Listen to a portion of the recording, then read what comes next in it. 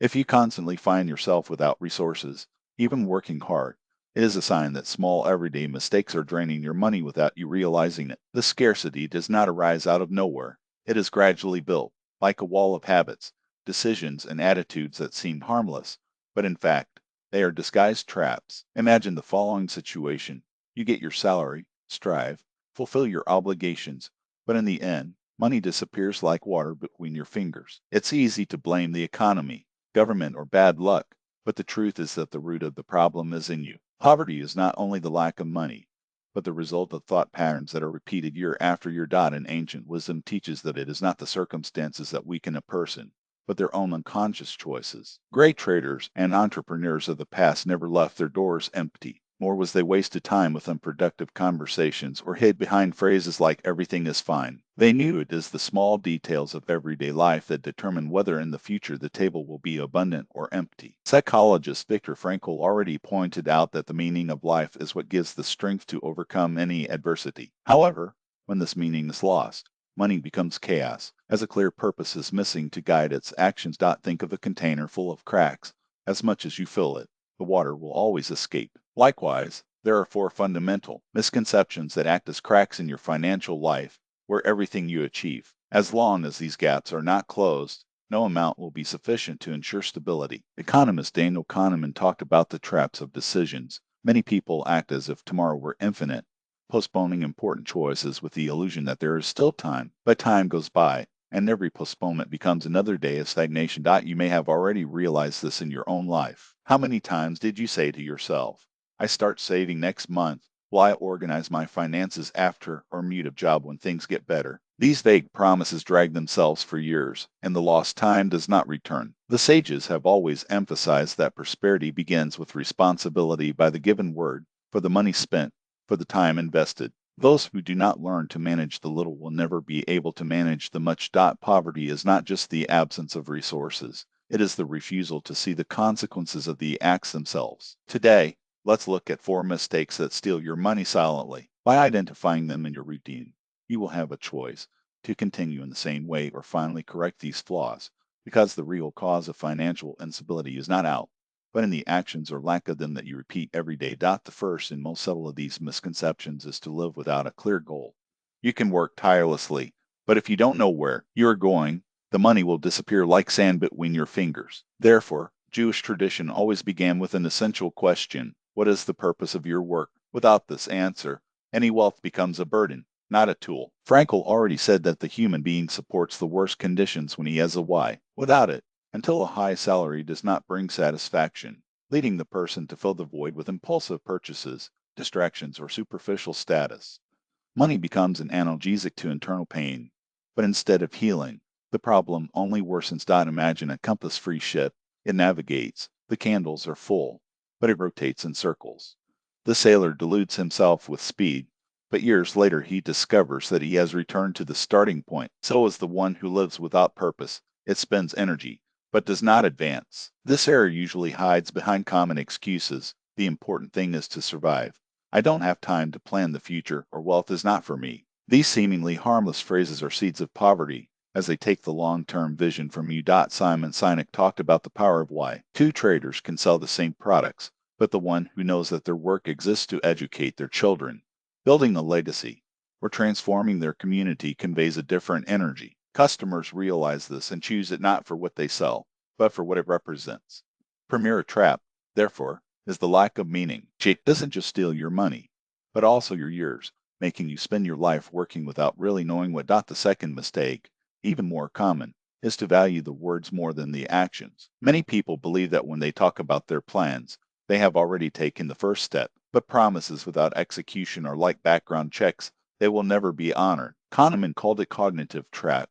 The brain interprets the act of verbalizing an intention as if the task was already fulfilled, reducing real motivation. You can swear you will save, invest, or change your career, but if nothing comes out of paper, nothing will change. This is the second crack in your financial container, as dangerous as the first. At first glance, it seems harmless to share dreams with friends or discuss goals. However, each word pronounced consumes an energy that could be directed to the action. Ancient wisdom teaches that the strength of a person is not measured by what he promises, but for what he does. Those who easily distribute words end up with empty hands. For each unfulfilled promise is a moral debt that weighs on consciousness and impoverishes existence. Imagine two artisans. One of them spent his days saying that he would soon open his own workshop and that his works would be famous. People listened, nodded, but the years passed, and nothing happened. His words, though beautiful, were hollow, and each new promise devalued him in the eyes of others. The second craftsman acted differently. He worked in silence, woke up earlier, saved, applied his techniques, and one day his workshop finally opened. People were surprised. Where did appeal and determination come from? The answer is simple. He did not waste his energy with empty conversations. Here's another idea of Kahneman when we announce our intentions. The brain records a false sense of conquest, generating a momentary satisfaction that sabotages the real action. Words steal the fuel of the future. Carol Dweck, a mentality scholar, would add that true growth comes from doing, not saying. Therefore, the second great misconception is to exchange execution for speech, and that is how many people remain poor, even believing they are on the right track. The growth mindset, on which Carol Dweck spoke, is not built with theories, but with practice. The rich learn doing, not talking. They understand that an error in action is worth more than 1,000 discussions about the right, while the poor, paralyzed by the fear of failing, remain stuck in the cycle of words. Angela Duckworth reinforces this point. The force is in persistence, but persistence without action is an illusion. It cannot be persistent only in conversations. True persistence only exists at work. Whoever repeatedly returns to the task grows. Those who repeat only the plans are stagnant in poverty. This is the second crack in the container, the fissure between saying and doing. It makes life fragile because any obstacle destroys promises, but never destroys what has already been built with your hands. But there is a third, deeper and treacherous mistake. It even reaches those who know how to shut up and work. It is connected where we direct our attention, because attention is the most valuable currency, and it is with it that we pay for the future. The third error of poverty is dispersed attention. Money flows to where there is focus. The scarcity is born where the energy is gone and awful. You can work, strive, but if your mind is constantly divided, the result will be zero. Cal Newport calls this deep work. A focused person does what others do in one day, but most live on superficiality, notifications, gossip, trivial concerns. They dilapidate attention, and with it escape opportunities. Imagine two traders in a market. One serves 5 clients at the same time, distracted by the neighbors and discussions of others, loses sales because it does not hear the real needs. The other listens to each client carefully, responds accurately. His stand is always full, although he does not shout or boast. The difference is not in the product, but in the quality of attention. Morgan Housel, in their behavioral principles about money, warns, what matters is not how much you earn, but how you manage your behavior. From attention, it is a behavior that impoverishes it. You can earn 1,000, but if your mind is scattered, this 1,000 goes off in insignificant spending and you don't even realize it. When you get empty hands. In Jewish tradition, attention was equated with prayer. Where your mind is, your life is. If the mind is divided, life will be chaotic, full of leaks. If the mind is concentrated, life gains integrity. Ryan Holiday wrote, "The obstacle is the way." Attention is the tool that allows you to overcome obstacles. Who knows how to focus on see clarity where others see chaos? Who is distracted, wandered aimlessly. The third error of poverty is to refuse to dominate one's attention. You can blame the salary, the boss, or the economy, but while your mind is dispersed, you will lose everything, even what you already have. Attention is a coin, and the poor spend it on futility. The rich invested in what generates return. This is where the fourth mistake, the deepest of all, comes. He is not in actions or focus, but in the intimate relationship we have with us, the lack of respect for his own time. Money is always attached to time,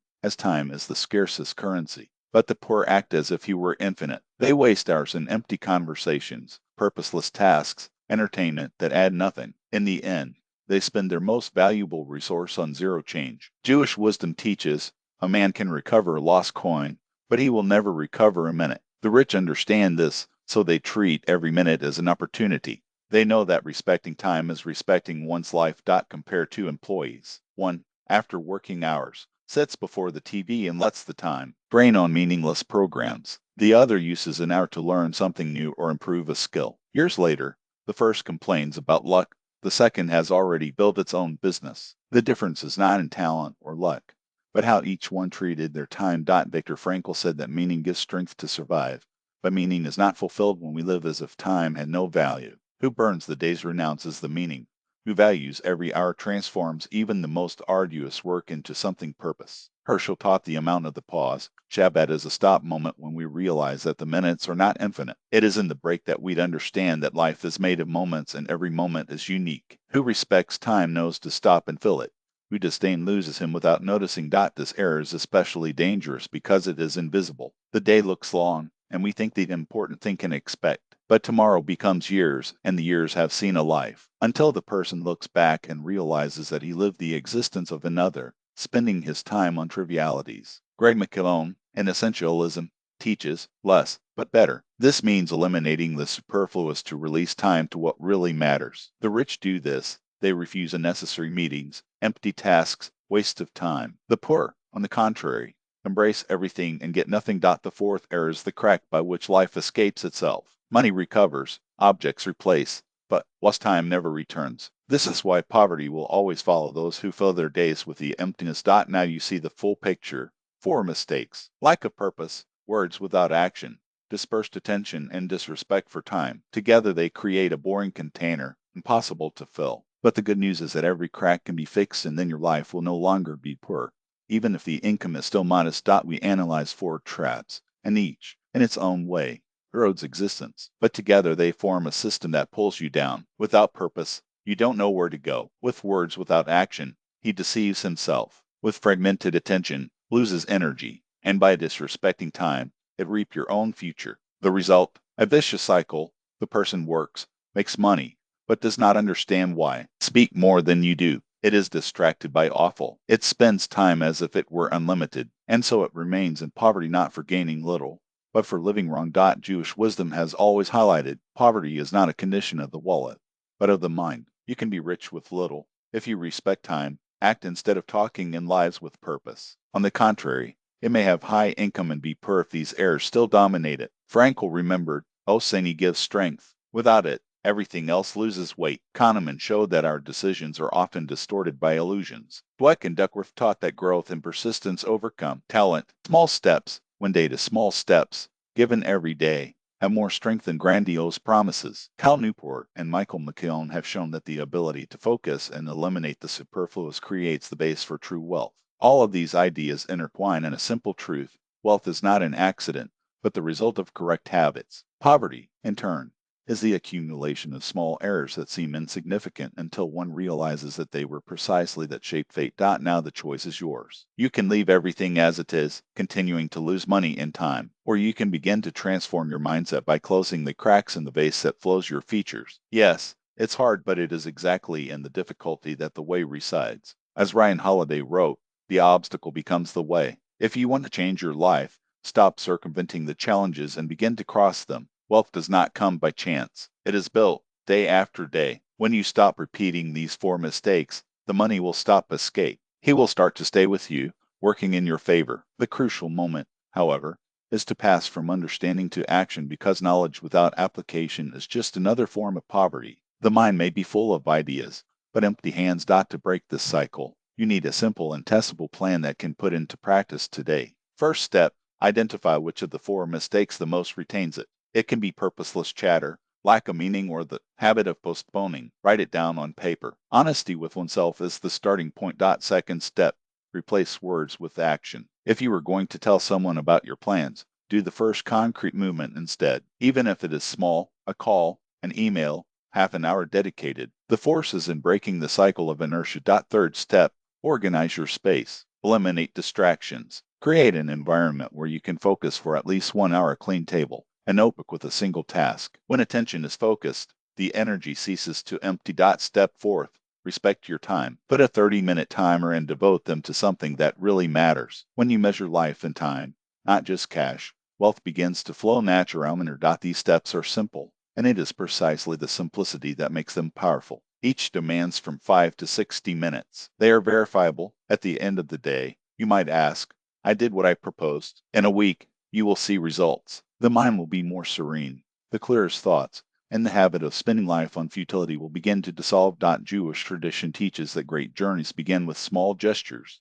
Don't wait for the perfect moment. He is now. If you take these steps today, You will change the trajectory of your life. And this is where the fear of waste arises. Because if you don't start today, tomorrow will be just like yesterday. And in a year, you will still be complaining that money disappears and life goes by. Don't let this chance escape. We come to the closure, and the most important thing now is to synthesize everything in a clear conclusion. Poverty is not just the lack of money, but a pattern of thoughts, habits, and words. She lives in small conversation, procrastination, inability to focus on, refusing to take responsibility for her own time. Wealth, on the other hand, is not born in the wallet. It begins in respect for silence, word, and action. When you speak less and do more, your actions have more weight than empty speeches. When you choose the silence where others hurry into showing off, preserves energy, and this energy turns into ideas, results, what we call lasting wealth. Jewish wisdom puts time as the most valuable currency. Money comes and goes,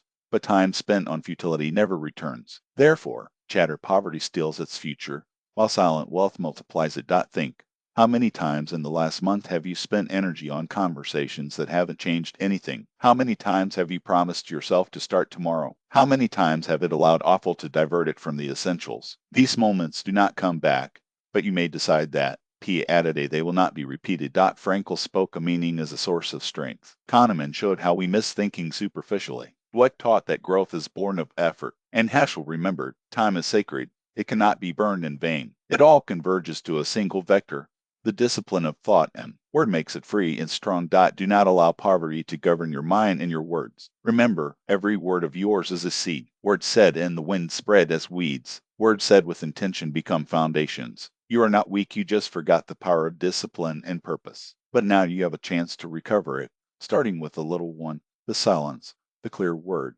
a simple action. And this is what will become your first step towards wealth, internal and external.